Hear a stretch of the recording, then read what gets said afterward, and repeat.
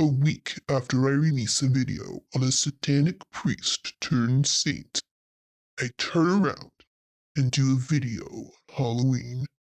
This is spooky stuff. Should I do the entire video like this?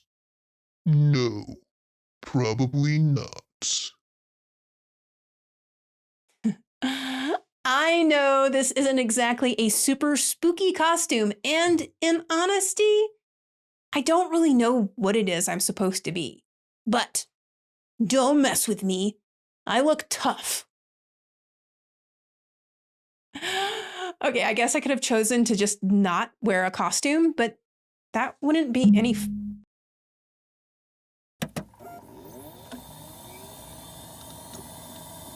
Okay, I guess I could have just not worn a costume, but that wouldn't have been much fun. Anyway, I want to talk about Halloween because it has deep Christian roots. But like so many Catholic celebrations, we have another holiday, or two, that has been hijacked by paganism and secularism. So today, we're going to go over 7 things Christians should know about Halloween and All Saints and All Souls. Number 1, Samhain has nothing to do with Halloween. I'm pretty sure I pronounced that right. I know it's not Samhain because, well, that would be ridiculous. Just a little bit ago, I said this. Like so many Catholic celebrations, we have another holiday, or two, that has been hijacked by paganism and secularism. I'm sure many of you heard that and said, but Jen, didn't the Catholic Church actually hijack the Celtic and pagan festival of Samhain? Isn't it the other way around? And to you, I say no.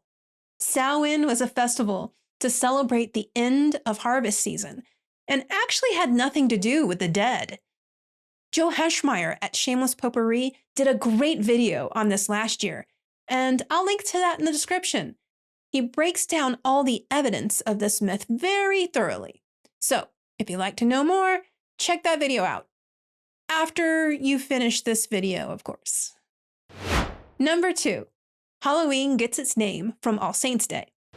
Although Halloween itself is not a Catholic feast day, it is linked to All Saints' Day on November 1st, the celebration of holy days like All Saints or Christmas actually start the evening before, and we call that a vigil. So let's break this down. As I mentioned, All Saints' Day is November 1st. Another word for saints is holy or hallowed. So, All Hallows' Day. The vigil would then be celebrated the evening before, October 31st. That would have made it All Hallows' Evening or All Hallows' Eve. You don't have to make much of a leap to get to the word Halloween from there. Number 3, All Saints' Day was originally on May 13th. Yes, the church did, kind of, move the date of All Saints' Day from May 13th to November 1st, but not because of Samhain. See number 1. All Saints was celebrated locally in Rome on May 13th to celebrate the anniversary of the consecration of the Pantheon. It was later moved by Pope Gregory III when he dedicated a church named after St. Peter and all the saints on November 1st. Then, Pope Gregory IV kept it there on that date, but extended the festivities to the entire church as All Saints' Day. Number 4, trick-or-treating has roots in the Protestant Reformation. Sometime in the 13th or 14th century, prior to there being such a thing as a Protestant, a custom in England was growing. It was called souling. Children would go out on either All Souls' Day, November 2nd, or All Hallows' Eve, October 31st, and go door to door offering prayers and lighting candles for the dead in exchange for food or little soul cakes. However, During the Protestant Reformation in England, laws increasingly became more and more strict against Catholicism until Catholics were deemed traitors and the death penalty was sought for priests and lay people who maintained papal authority.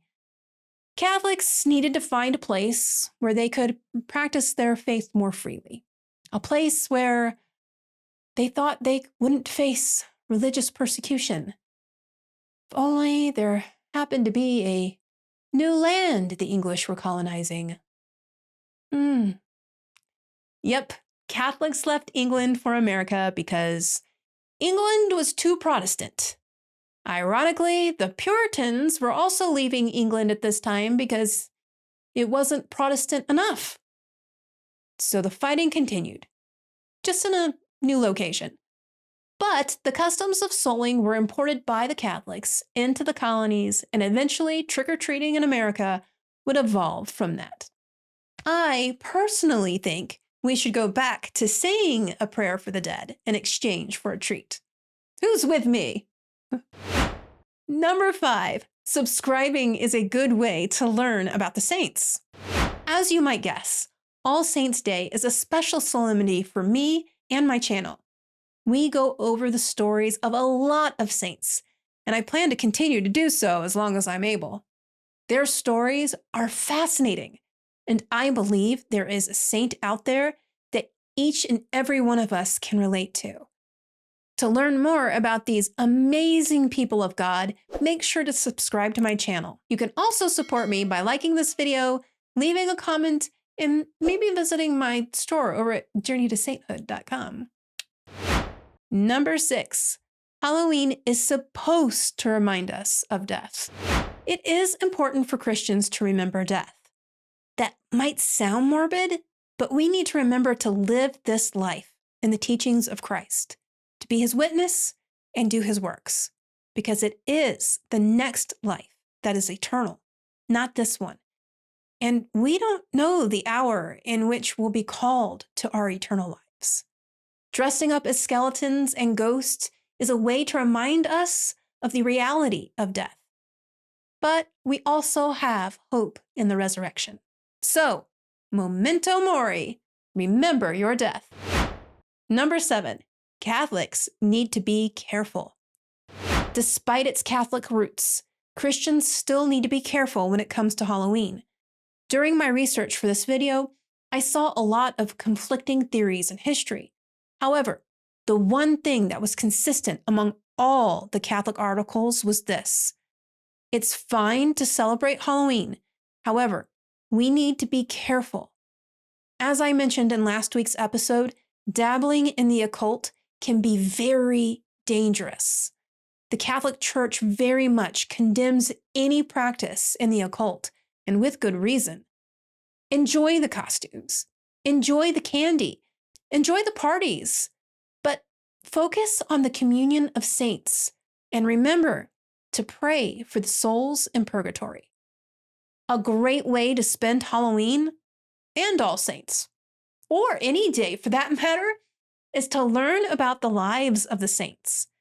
Some led some pretty holy lives. Others struggled with sin before their redemption. You can learn more by checking out this playlist. All holy saints of God, pray for us.